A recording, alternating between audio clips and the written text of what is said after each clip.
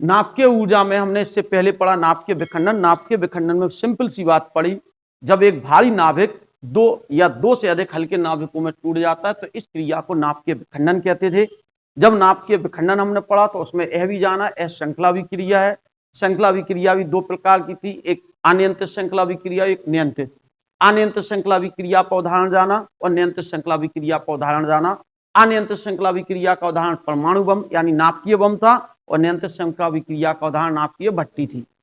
ठीक है, अब बात करते हैं, हम उल्टी क्रिया कर दें। अभी एक नाभिक को हमने दो हल्के नाभिकों में तोड़ा, अब हम कहें दो हल्के नाभिक, दो या दो से भी ज्यादा हो सकते हैं, हल्के नाभिक आपस में मिल जाएं तो एक भारी नाभिक बनाते हैं। इस क्रिया को नाभिकीय संलयन कहते हैं। तो आज का टॉपिक है हमारे पास नाभिकीय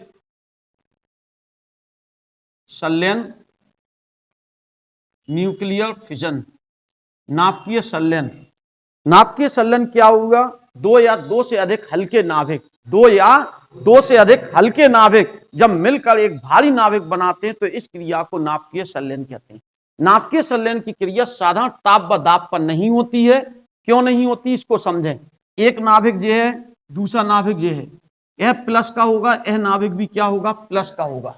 जब दोनों प्लस के हैं तो इन्हें पास लाने पर इनके बीच प्रतिकर्षण बल कार्य करेगा। कौन सा बल कार्य करेगा? प्रतिकर्षण। इस प्रतिकर्षण बल के कारण यह नाभिक आपस में नहीं जुड़ सकते, दूर को हटेंगे साधारण अवस्था में।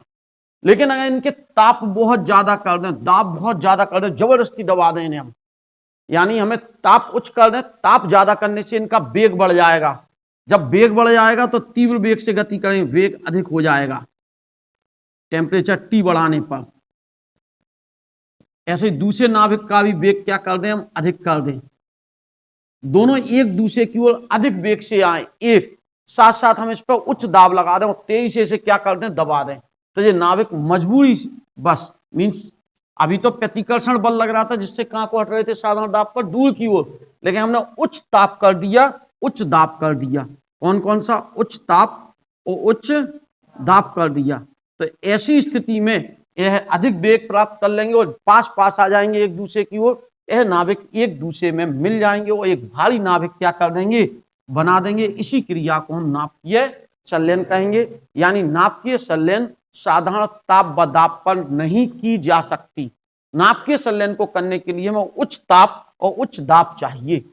उच्च ताप उच्च दाब क्यों चाहिए उसका कारण बताया, क्योंकि नाभिक दोनों धनात्मक हैं, इनके बीच प्रतिकर्षण बल होगा। इस प्रतिकर्षण के कारण यह नहीं जुड़ पाएंगे, दूर को हटेंगे। अब हम जबरदस्ती ने जोड़ना चाहते हैं तो इनका वेग हम क्या कर दें? तीव्र कर दें। इतनी तीव्र वेग से जाए कि ये एक दूसरे के नाभिक में क्या हो जाए? समा जाए। दूसरी बात, इन पर दाब क्या कर दें? हम उच्च कर दें। बहुत दाब से दबाना पड़ेगा तब ये एक दूसरे के समीप आ पाएंगे। तो यहाँ पर ध्यान रखेंगे, नाभिकीय संलयन की क्रिया के लिए उच्च ताप उच्च दाब चाहिए, जबकि नाभिकीय विखंडन के लिए उच्च ताप उच्च दाब की आवश्यकता नहीं। वो साधारण दाब पर की जा सकती, साधारण ताप पर की जा सकती, लेकिन नाभिकीय संलयन अगर हम कराना चाहते हैं तो हमें उच्च ताप और उच्च क्या चाहिए? दाब चाहिए। ध्यान रखना है इस बात को।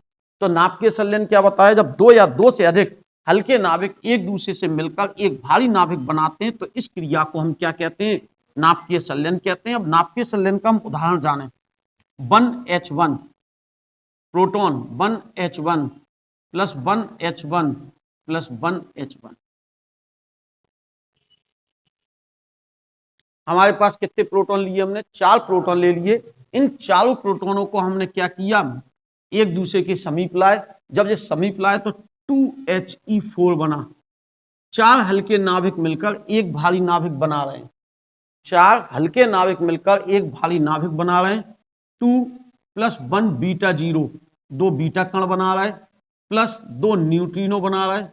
साथ साथ ऊर्जा, इस क्रिया में ऊर्जा 24.7 MeV होती है। नाभिकीय विखंडन की एक क्रिया में ऊर्जा थी 190 MeV लगभग, और इसमें हो रही 24.7 MeV। क्या हुआ? 4 हल्के प्रोटॉन नाभिक लिए, इनको हमने एक दूसरे के समीप लाए। कैसे ताप पर? उच्च ताप उच्च दाब पर। साधारण ताप पर यह क्रिया संभव नहीं है, उच्च ताप करना पड़ेगा, उच्च दाब करना पड़ेगा। इतने उच्च ताप और दाब पर यह जब मिलेंगे, एक भारी नाभिक बनाया, साथ में दो बीटा कण बनाए, न्यूट्रिनो, दो न्यूट्रिनो बनाए, और साथ में क्या बनाई, ऊर्जा। ध्यान रखेंगे, अगर इलेक्ट्रॉन निकलता है तो इसके साथ एंटी न्यूट्रिनो निकलता है, जब पॉजिट्रॉन निकलता है तो इसके साथ न्यूट्रिनो निकलता है हमेशा। ये इसके साथ निकलने वाले कण है, इसको हम ध्यान रखेंगे इस बात को, ठीक है। तो इस प्रकार से इस क्रिया, अगर ये दोनों नष्ट कर दिए जाएं, आपस में नष्ट हो जाएं, तो इससे 2 MeV ऊर्जा हमें और प्राप्त हो जाएगी। टोटल इस क्रिया में 26.7 MeV ऊर्जा क्या हो जाएगी, प्राप्त हो जाएगी। इस प्रकार से कहने का मतलब हमारा यह है कि इस संलयन की क्रिया में हमें इतनी ऊर्जा क्या हो रही है, प्राप्त। तो नाभिकीय विखंडन में भी ऊर्जा प्राप्त होती, नाभिकीय संलयन में भी ऊर्जा। नाभिकीय संलयन साधारण ताप दाब पर नहीं हो सकती, इसके लिए उच्च ताप उच्च दाब चाहिए। पृथ्वी पर यह उच्च ताप उच्च दाब केवल परमाणु मीन्स नाभिकीय बम से ही प्राप्त किया जा सकता। यानी अगर इस क्रिया को प्रारंभ करना है तो हमें पहले नाभिकीय बम चलाना पड़ेगा पृथ्वी पर। जब नाभिकीय बम चलेगा, पीछे पढ़ा था नाभिकीय बम हमने, जब वह चलेगा तो उससे उच्च ताप उच्च दाब उत्पन्न होंगे। उस उच्च ताप उच्च दाब पर यहाँ के नाभिक जो होंगे वातावरण की, वो क्या होने लगेंगे, संलयित होने लगेंगे, और ऊर्जा अलग अलग से ऊर्जा हमें क्या होने लगी, प्राप्त। सूर्य के टेम्परेचर पर अगर हम बात करें तो सूर्य के ताप पर यह क्रिया स्वतः होती है, क्योंकि वहां उच्च ताप उच्च दाब है, उच्च ताप व उच्च दाब है। अब इस क्रिया को हम बात करें, क्या इस क्रिया को नियंत्रित और अनियंत्रित किया जा सकता है? पहला तो क्वेश्चन यही उठता है। नाभिकीय विखंडन की क्रिया नियंत्रक श्रृंखला भी क्रिया भी थी, अनियंत्रित भी थी। क्या इसे यह जो क्रिया है अनियंत्रित तो है ही, लेकिन नियंत्रित इसे नहीं किया जा सकता भी। उसका कारण सुनो। आप अनियंत्रित तो चली रही, जितने चाह जोड़ते जाओ बढ़ती चली जाएगी क्रिया, लेकिन अनियंत्रित श्रृंखला क्रिया में कुछ कठिनाइयां आ रही, उन कठिनाइयों को थोड़ा सा समझें। जब परमाणु उच्च ताप पर होता है तो उसका नाभिक अलग, इसमें इलेक्ट्रॉन होंगे, नाभिक था। जब उच्च ताप पे तो इसके इलेक्ट्रॉन कक्षा से कहां निकल जाते, बाहर। तो जो मिश्रण बनेगा वो नाभिक का और इलेक्ट्रॉनों का मिश्रण बनेगा। यह बहुत उच्च ताप पे से प्लाज्मा कहते हैं। इस मिश्रण को क्या कहते हैं, प्लाज्मा कहते हैं। नाभिक और इलेक्ट्रॉनों का उच्च वेग पर उच्च ताप पर इलेक्ट्रॉन कक्षा से कहां निकल गए, बाहर निकल गए, और जो बनेगा वो मिश्रण कहलाता है प्लाज्मा, जिसे हमने एक अवस्था पढ़ी केमिस्ट्री में, ठोस की अवस्था। जैसे केमिस्ट्री वाले डिफाइन एक और अवस्था कर देते हैं, वही चीज है ये। लेकिन अगर हम इसको बात करें तो ये नाभिक और इलेक्ट्रॉनों का मिश्रण है उच्च ताप पर। ये बहुत तीव्र वेग से क्या कर रहा है, गति कर रहा है। जो ये प्लाज्मा है, अगर हम इसको ऐसे कह लें, ज्वालामुखी से जो लावा निकलता है वो है ये। ज्वालामुखी से ठोस तो है लेकिन द्रव अवस्था में है, ठोस और द्रव के बीच की अवस्था प्लाज्मा है, सीधी सी बात। तो ये प्लाज्मा जो है, इतना टेम्परेचर है इसका, इसको रखने की व्यवस्था नहीं है हमारे पास। वैज्ञानिकों ने बहुत सारे विकल्प किए, स्टील के टैंक लिए बढ़िया मोटे मोटे, उनमें इस प्लाज्मा को रख दिया जाए और इसको क्या किया जाए, जमीन के नीचे गाड़ दिया जाए। लेकिन होगा क्या, जमीन में ज्वालामुखी है, जिस दिन जो प्लाज्मा टीन वो जो कनस्तर या जो हमने बर्तन स्टील का बनाया वो पिघल जाएगा, तो वो प्लाज्मा क्या होगा, वहां सुप्त अवस्था में जो ज्वालामुखी है उनको एक्टिवेट कर देगा, तो ज्वालामुखी पृथ्वी पर ज्यादा आए, इसलिए हम यह क्रिया नहीं। फिर दूसरा विकल्प, ऐसा करो स्टील के टैंक में भर के अंतरिक्ष में पहुंचा दें। अंतरिक्ष में पहुंचाएं तो अंतरिक्ष में जो क्या होता जाएगा, प्लाज्मा इकट्ठा, इसका टेम्परेचर बहुत ज्यादा है, टेम्परेचर अत्यधिक होने के कारण ओजोन परत को बिल्कुल क्या कर देगा, नष्ट कर देगा। तो एक नई समस्या पैदा हो जाएगी, गर्मी होने लगेगी वातावरण में बहुत विकट, तो हम यह भी व्यवस्था नहीं बना सकते। फिर एक और चीज सोची इस प्लाज्मा को रखने की, कि ऐसा करते प्लाज्मा को पानी में डुबा देते हैं हम, लेकिन इतना ज्यादा गर्म है लावा ज्वालामुखी का कि अगर समुद्र में ये पूरा डाल दिया जाए तो समुद्र क्या हो जाएगा, सूख जाएगा, पानी की समस्या हो जाएगी। कहीं बाढ़ आने लगेगी, क्यों, बाष्पीकरण ज्यादा होगा, तो कहीं पानी ज्यादा गिरेगा और कहीं पानी बिल्कुल खत्म हो जाएगा, तो हम इसको उसमें भी नहीं। फिर एक विकल्प बनाया गया, अभी भट्टी बनी है इसको रखने की, लेकिन बहुत थोड़ी सी मात्रा को रख सकती। उसमें क्या किया गया, एक भट्टी बनाई गई, उसमें चुंबकीय क्षेत्र लगाया गया। कौन सा क्षेत्र लगाया गया, चुंबकीय, चूंकि ये आवेशित कण है, ये प्लस का और ये माइनस का। चुंबकीय क्षेत्र में जब आवेशित कण प्रवेश करता है तो कौन से पथ पर घूमता है, वृत्ता, अगर जो वृत्ताकार पथ पे ऐसे घूम रहा है तो जो वृत्ताकार पथ पर, तो इनके पथ क्या होंगे, अलग अलग होंगे, और जो उसी जगह पर क्या होते रहेंगे, घूमते रहेंगे। धीरे धीरे हम इसे ठंडा कर लेंगे और हमें इससे एनर्जी क्या हो जाएगी, प्राप्त हो जाएगी, और प्लाज्मा रखने की व्यवस्था। लेकिन एक नई समस्या इससे भी पैदा हो रही। समस्या क्या, क्योंकि इसका टेम्परेचर बहुत ज्यादा है। टेम्परेचर ज्यादा होने पर चुंबक का चुंबकत्व क्या हो जाता, कम हो जाता। अगर हम चुंबक को गर्म कर दें तो चुंबकीय शक्ति क्या हो जाती उसकी, कम। तो यानी उसका चुंबकत्व जब खत्म हो जाएगा तो ऐसी स्थिति में प्लाज्मा फट के बाहर आ जाएगा भट्टी से। तो हम थोड़ा बहुत तो रख लिया, लेकिन बहुत बड़ी मात्रा जो प्लाज्मा रखने की व्यवस्था नहीं है। जिस दिन प्लाज्मा रखने की व्यवस्था अच्छी हो जाएगी उस दिन निश्चित ही तौर पर हम विद्युत नाभिकीय विखंडन से प्राप्त ना करके नाभिकीय संलयन से प्राप्त करेंगे। ऐसी स्थिति में भारत विश्व का सबसे शक्तिशाली देश होगा। क्यों, भारत के तीनों जो समुद्र है उसमें ड्यूटेरियम सबसे ज्यादा है, D2 भारी हाइड्रोजन, और वो भारी हाइड्रोजन निकाल के उनका संलयन कराने लगेगा। तो ईंधन किसके पास ज्यादा हो जाएगा, हमारे पास। और जब हमारे पास ईंधन ज्यादा होगा तो हम विश्व के 8 सबसे मजबूत व्यक्ति होंगे। अभी हम ईंधन दूसरे से ले रहे हैं क्योंकि हमें नाभिकीय विखंडन की क्रिया करानी, फिर नाभिकीय संलयन के लिए पानी ही विकल्प होगा, लेकिन यह रखने की व्यवस्था सही नहीं है। अमेरिका ने एक भट्टी जरूर बनाई है अभी कुछ साल पहले, शायद आपकी NCERT की किताब के पीछे वाले कवर पर छपी हुई है, वो सबसे पीछे किताब पर उसका चित्र बना हुआ है, लेकिन इतनी जटिलता है उसमें कि इसे बहुत बड़ी मात्रा रखना संभव नहीं, इसलिए नियंत्रित श्रृंखला विक्रिया भी संभव नहीं है। जिस दिन यह प्लाज्मा रखने की व्यवस्था हो जाएगी उस दिन हम विद्युत स्वयं उत्पादन करके दूसरे देशों को 10-20 पैसे यूनिट बेचने लगेंगे। हम तो फ्री में यूज करेंगे फिर, क्यों, सबसे ज्यादा संलयन हम कराएंगे, सबसे ज्यादा हल्के नाविक हमारे पास हैं। ऐसे में फिर विश्व युद्ध होगा पानी के लिए। इसीलिए कहा गया अगला विश्व युद्ध जब होगा वो पानी के लिए होगा। पीने का पानी तो खैर जो है वो तो स्रोत है ही, लेकिन समुद्र के पानी के लिए होगा। फिर वो उसका कारण यही है कि नाप के बस केवल इसको रखने की व्यवस्था नहीं है। जिस दिन हम इस प्लाज्मा को रखने की व्यवस्था बना लेंगे उस दिन यह समस्या जो है नाभिकीय संलयन की नियंत्रित श्रृंखला विक्रिया भी हम तैयार, फिर तो ये नियंत्रित की जा सकती है। हम उतना ही संलयन कराएंगे जितनी हमें जरूरत होगी, उतने ही नाभिक लेके डालेंगे उस भट्टी में, तो उस तरह से। लेकिन विखंडन में तो पूरा जाएगा और अपने आप विखंडन प्रारंभ हो जाएगा। तो इसलिए कहने का तात्पर्य है कि ये अभी नियंत्रित श्रृंखला विक्रिया हमारे पास नहीं। अब नाभिकीय संलयन की जब हमने बात की तो एक क्वेश्चन आता है, सूर्य की ऊर्जा का स्रोत। सूर्य की ऊर्जा का स्रोत, इस क्रिया को हम हटा दे रहे हैं, जो नाभिकीय संलयन इसका उदाहरण हुआ। अब बात जाने हम सूर्य की ऊर्जा कहां से आई। तो हेडिंग अगली, सूर्य की ऊर्जा, इसके बारे में थोड़ी सी चर्चा कर लें कि आखिर सूर्य की ऊर्जा कहां से आई, सूर्य के पास इतनी ऊर्जा है कहां से। तो इस पर बहुत सारे मत शुरुआत में दिए गए, उनको समझे। सबसे पहले यह कहा गया सूर्य आग का गोला है, यह लाइन बिल्कुल सही है। आग आखिर सूर्य के पास कहां से आई, तो पहली बात में यह कहा गया कि सूर्य पर कोयला है, कोयले की खदानें जो लगातार दहक रही हैं, जिसके कारण हमें ऊर्जा क्या हो रही है, प्राप्त हो। लेकिन थोड़ा सा याद करें, अगर सूर्य का जितना बड़ा आकार है उतना कोयले को जलाया जाए तो कुछ 100 वर्ष ही ऊर्जा मिलेगी, कुछ 100 वर्ष, 100 वर्ष, 200 वर्ष, 300 वर्ष, इससे ज्यादा नहीं। इतने में वो पूरा कोयले को क्या हो जाना चाहिए, राख बन जाना चाहिए, और सूर्य का चमकना कम हो जाना। लेकिन सूर्य आज भी वही चमक रहा है जो महाभारत काल में अर्जुन ने कहा था अभिमन्यु के समय, वध के समय, कि जब तक सूर्य नहीं है जब तक मैं इसका वध।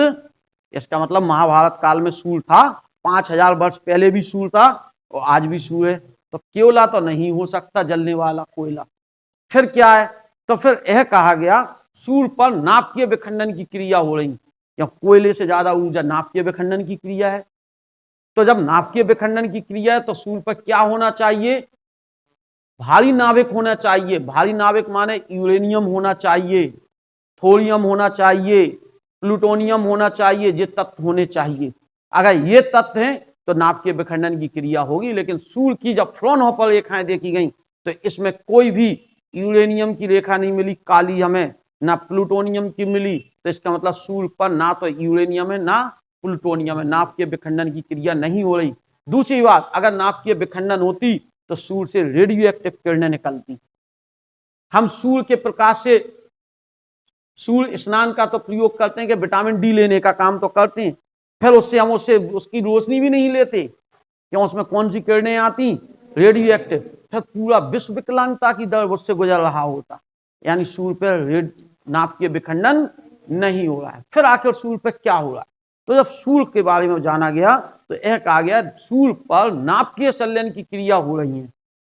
नाभिकीय संलयन, नाभिकीय विखंडन में रेडियो एक्टिव किरणें उत्पन्न होती, नाभिकीय संलयन में कोई भी रेडियो एक्टिव किरण उत्पन्न नहीं होती है। यानी रेडियो एक्टिव नाभिकीय विखंडन कराओगे तो उसके बाद भी रेडियो एक्टिव किरणें निकलती, लेकिन नाभिकीय संलयन में कोई रेडियो एक्टिव किरण उत्पन्न नहीं होती, कोई रेडियो एक्टिव पदार्थ उत्पन्न नहीं होता है।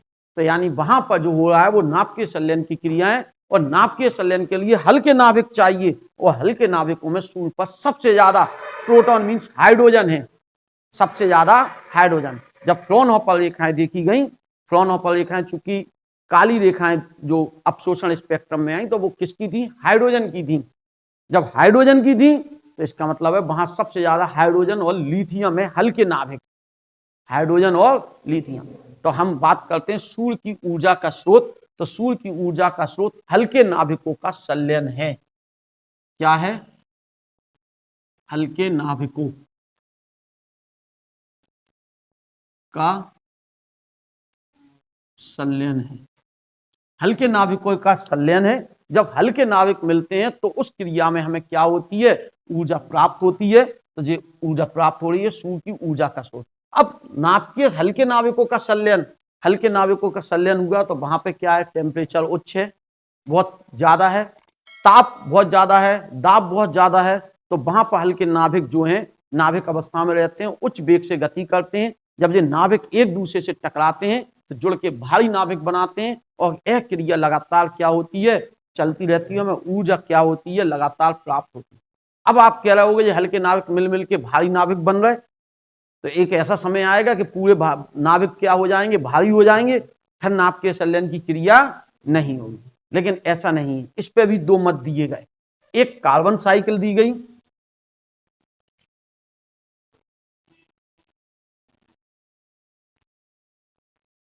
और एक प्रोटॉन साइकिल दी गई, प्रोटॉन प्रोटॉन साइकिल।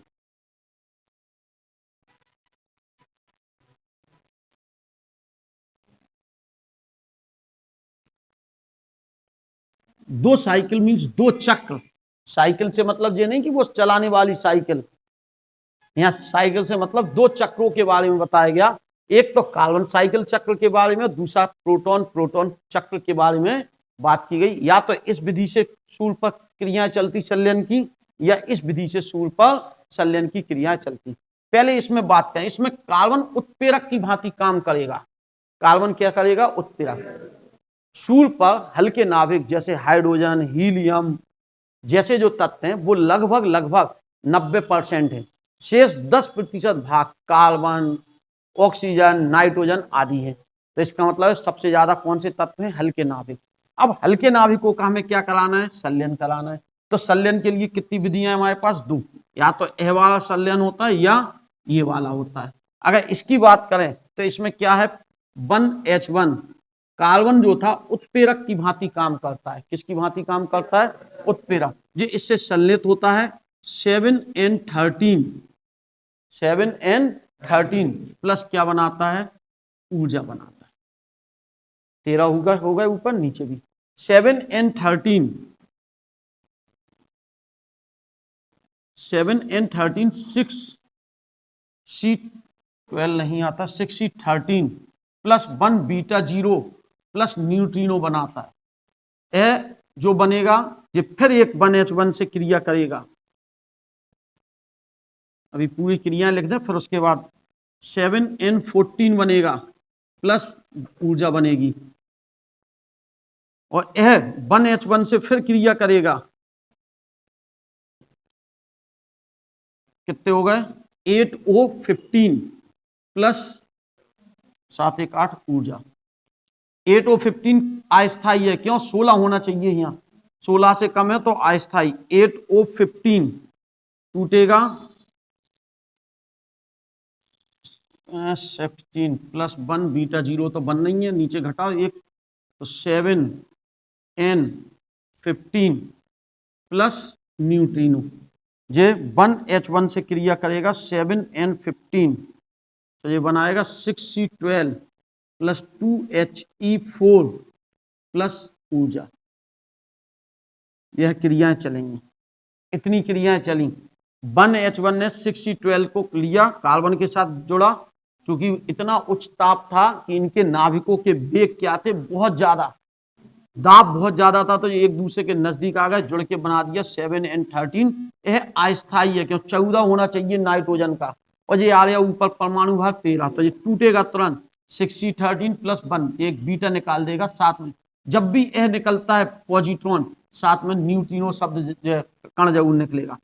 ये बना, इसने फिर 1H1, चूंकि 12 से ज्यादा है तो स्थायी तो हो गया, कम नहीं होना चाहिए, तो ये इससे क्रिया करेगा 7N14। ये स्थायी है, एक प्रोटॉन से और क्रिया की, ये बना। ये अस्थायी है, टूट गया, साथ में एक बीटा कण निकाला न्यूट्रॉन।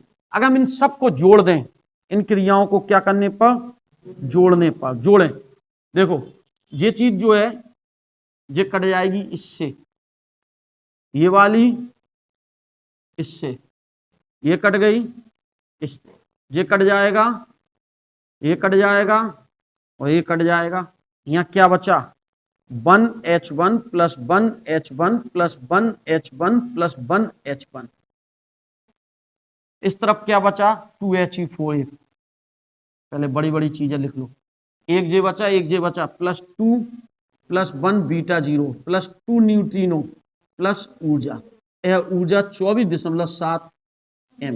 यही क्रिया हमने थोड़ी देर पहले लिखी थी नाभ के संलयन के उदाहरण में। यानी इतनी क्रियाएं चल रही तब जाए। अब हल्के नाभिक लिया था हमने, हमें बाद में भी हल्के नाभिक क्या हो रहा है, प्राप्त हो रहा है, इसलिए इसमें भारी नाभिक बनेगा ही नहीं। वो भारी में बना जरूर, लेकिन फिर टूट के अस्थायी होने की वजह से फिर वापस वहीं के वहीं पहुंच गया। इस प्रकार से इस साइकिल, इस चक्र की संभावना है कि कार्बन साइकिल, इसमें कार्बन उत्प्रेरक की भांति काम कर रहा है। शुरू की क्रिया में कार्बन था और बाद में हमें कार्बन क्या हो गया, प्राप्त हो गया। इसको कहते हैं हम कार्बन चक्र। कौन सा चक्र कहेंगे, कार्बन चक्र। कार्बन की उपस्थिति उत्प्रेरक की भांति इतनी क्रियाएं हुई और हमें 4 प्रोटॉन मिलके एक हीलियम नाभिक प्राप्त हो गया, भारी नाभिक। और साथ में जब ये नष्ट होंगे तो 2 MeV ऊर्जा और दे देंगे, तो 24 और 2 26 के आसपास ऊर्जा हमें क्या हो जाएगी, प्राप्त हो जाएगी। इस प्रकार से, और इसको नष्ट होंगे, जे नष्ट होगा 2 मिला, इससे भी कुछ ऊर्जा प्राप्त होगी नष्ट होने पर। ये इलेक्ट्रॉन से जुड़ेगा, क्योंकि पॉजिट्रॉन है, और पॉजिट्रॉन किससे नष्ट होगा, इलेक्ट्रॉन से।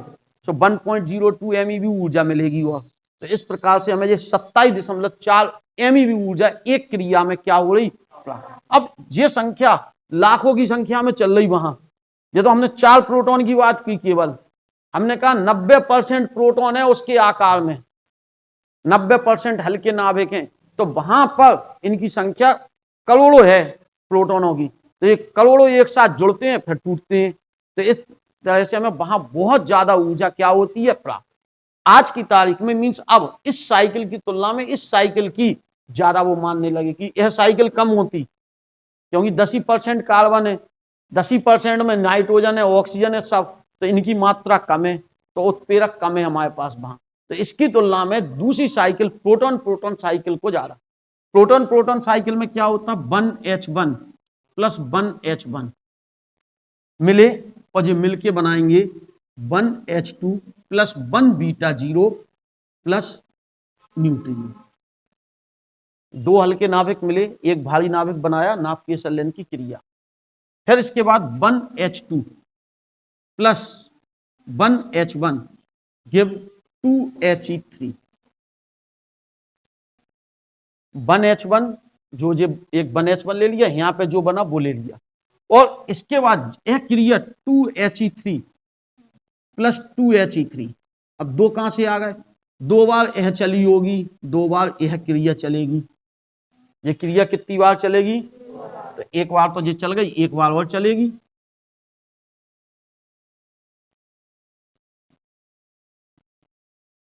ठीक है, 2 बार यह क्रिया चलेगी। अब ये दोनों मिल गए में, ये दोनों आपस में जुड़ेंगे, और ये जुड़ के क्या बनाएंगे, 2He4 plus 1H1 plus 1H1 plus साथ साथ में क्या बनाएंगे। अब जरा इन क्रियाओं को जोड़ दें, जोड़ो।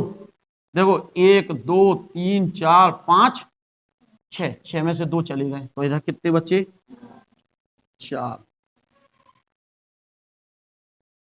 अब देखो ये कितने थे, 1 और 1 कितने, 2, तो 2 ये हैं, इससे ये नष्ट हो जाएंगे जुड़ने पर। ये कितने हैं, 2, तो 2 ये नष्ट हो गए। अब बचा क्या है यहाँ, 2He4 बचा, ये नष्ट हो ही गया, ये 1 और 1 2, ये 4 बच गए केवल। यहाँ क्या बचा, +2 + 1 + 2 प्लस ऊर्जा, वही क्रिया फिर आ गई। लेकिन इसमें कार्बन का प्रयोग, इसमें केवल प्रोटॉन प्रोटॉन का प्रयोग हुआ, इसलिए इसे प्रोटॉन प्रोटॉन साइकिल कहते हैं। इसकी संभावना ज्यादा है, इसकी संभावना ज्यादा है कि सूर्य पर यह चक्र चलता है इसकी तुलना में, क्योंकि इनकी संख्या कम है वहां पर और प्रोटॉन की संख्या बहुत ज्यादा है। तो प्रोटॉन प्रोटॉन में मिलता, फिर प्रोटॉन बनता, फिर हीलियम बनता, हीलियम टूटता तो फिर प्रोटॉन बन जाते, यह क्रम चलता रहेगा। सूर्य कई हजारों साल तक भी अभी ऊर्जा देगा, टेंशन नहीं लेना, क्योंकि सूर्य के पास कौन सी क्रियाएं चल रही, नाभिकीय संलयन क्रियाओं का चक्र चल रहा है। वो बनते हैं फिर बिगड़ते हैं, फिर बनते फिर बिगड़ते और हमें ऊर्जा प्राप्त होती। वहां हमें प्लाज्मा रखने की समस्या नहीं है, क्यों, वहां कोई रह ही नहीं सकता, इतनी ऊर्जा है। लेकिन यहाँ प्लाज्मा हमें व्यवस्था बनानी पड़ेगी, क्योंकि यहाँ हम रहते हैं। तो हम जब रहते हैं तो हमें तो प्लाज्मा से तो डर लगता, आपको भी डर लगेगा, क्यों, गर्म है वो लावा, ज्वालामुखी का लावा, अगर यहाँ आ जाए तो सब कुछ पिघला देगा, पूरा मकान अकान सब पिघला देगा। वैसे ही ये तो वहां पर चूंकि आबादी है ही नहीं, तो प्लाज्मा चाहे कहीं पड़ा रहे, चाहे कुछ होता रहे, ऊर्जा ही देगा वो हमें। तो सूर्य हमें लगातार ऊर्जा दे रहा है, उस पर मानव जीवन की परिकल्पना नहीं की जा सकती। उसका मेन कारण वहां प्लाज्मा है, उसका टेम्परेचर बहुत ज्यादा है, ठीक है। इसके अलावा तारों की ऊर्जा का स्रोत, तारे भी चमकते हैं। जब तारे चमक रहे तो उसमें भी नाभिकीय संलयन की क्रियाएं होती हैं, उसमें भी नाभिकीय संलयन की क्रियाएं होती हैं, यही क्रियाएं चलती हैं। अब एक चीज आई हाइड्रोजन बम, ये तो अनियंत्रित श्रृंखला अभिक्रिया हो गई एक तरह से, बहुत बड़ी संख्या में मिल गए, फिर मिटर गए, फिर मिल गए, ये चक्र चलते गए। लेकिन अगर हम कहें इसको नियंत्रित श्रृंखला अभिक्रिया, मतलब अनियंत्रित श्रृंखला अभिक्रिया का एक उदाहरण और जाने, हाइड्रोजन बम बनाना चाहें तो अब हम जरा थोड़ा सा हाइड्रोजन बम के बारे में और समझ लें। हाइड्रोजन बम में हमें सबसे पहले परमाणु बम चलाना होगा, नाभिकीय बम। कौन सा बम बनाना पड़ेगा, नाभिकीय बम। क्यों बनाना पड़ेगा, क्योंकि नाभिकीय संलयन की क्रियाओं को करने के लिए हमें क्या चाहिए, उच्च ताप और उच्च दाब। तो हाइड्रोजन बम अगर हम बनाना चाहेंगे तो सबसे पहले उच्च ताप उच्च दाब की व्यवस्था करनी होगी। उच्च ताप उच्च दाब के लिए हमने कौन सा बम लिया, नाभिकीय बम। अब नाभिकीय बम के चारों तरफ लिथियम हाइड्राइड रख देंगे।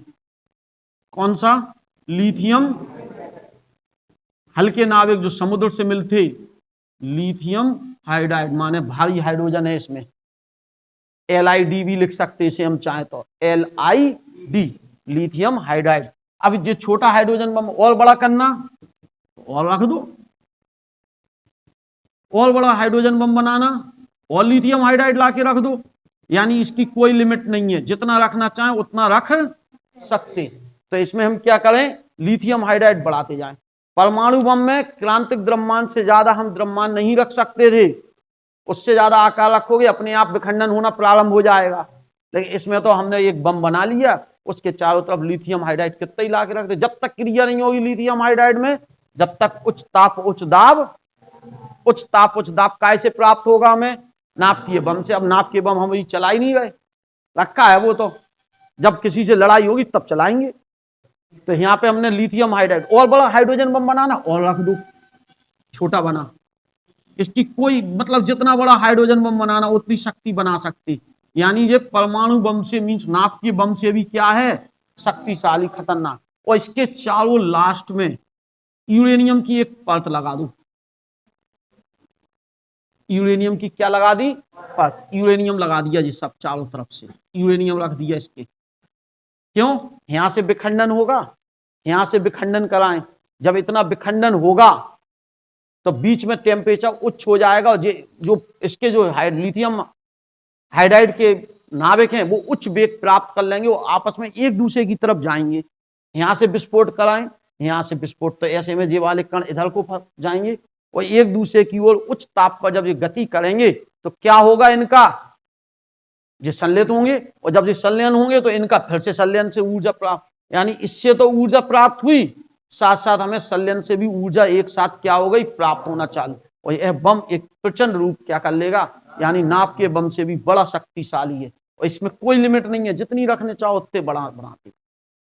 तो इस प्रकार से यह भी एक अनियंत्रित श्रृंखला अभिक्रिया थी। सूर्य की स्रोत पर भी अनियंत्रित है, नियंत्रित श्रृंखला अभिक्रिया इसकी नहीं बनी अभी तक संलयन की। क्यों नहीं बनी? क्योंकि हमारे पास प्लाज्मा रखने की व्यवस्था नहीं। जिस दिन प्लाज्मा रखने की व्यवस्था हो जाएगी उस दिन नियंत्रित श्रृंखला अभिक्रिया बना लेंगे, फिर हम क्या होंगे वो विश्व देखेगा, तब देखेंगे। ठीक है, तो जो इसे कहते हैं अपन हाइड्रोजन बम, हाइड्रोजन का प्रयोग किया इसलिए इसे हाइड्रोजन बम कहा गया। अब एक चीज और, नाभिकीय विखंडन की क्रिया और नाभिकीय संलयन की क्रिया में अंतर। नाभिकीय विखंडन की क्रिया में एक भारी नाभिक दो हल्के नाभिकों में टूटता है, नाभिकीय संलयन की क्रिया में दो या दो से अधिक हल्के नाभिक मिलकर एक भारी नाभिक बनाते हैं। नाभिकीय विखंडन के लिए उच्च ताप उच्च दाब की आवश्यकता नहीं है, नाभिकीय संलयन के लिए उच्च ताप व उच्च दाब की आवश्यकता है। नाभिकीय विखंडन की प्रक्रिया को हम क्या कर सकते हैं, इसके बाद रेडियो एक्टिव पदार्थ बनते हैं, लेकिन नाभिकीय संलयन में कोई रेडियो एक्टिव पदार्थ नहीं बनता है। ध्यान रखेंगे इस बात को। इसलिए सूर्य का जो प्रकाश है वो अच्छा है हमारे स्वास्थ्य के लिए, जबकि अगर यही घटना किससे प्राप्त होती, विखंडन से हो रही होती ऊर्जा, तो निश्चित ही यह हमारे लिए घातक होता। ये इतनी बात ध्यान, इससे रेडियो एक्टिव पदार्थ बनते हैं नाभिकीय विखंडन में, लेकिन नाभिकीय संलयन में कोई रेडियो एक्टिव पदार्थ नहीं बनता है। ध्यान रखेंगे इसको। जो नाभिकीय विखंडन की क्रिया है इसमें जो तत्व प्रयोग कर रहे हैं वो भारी नाभिक हैं, और इसमें जो तत्व हो रहे हैं वो कैसे नाभिक हैं, हल्के नाभिक। ये सब इसके अंतर हैं और बहुत अच्छा टॉपिक है, आराम से तैयार।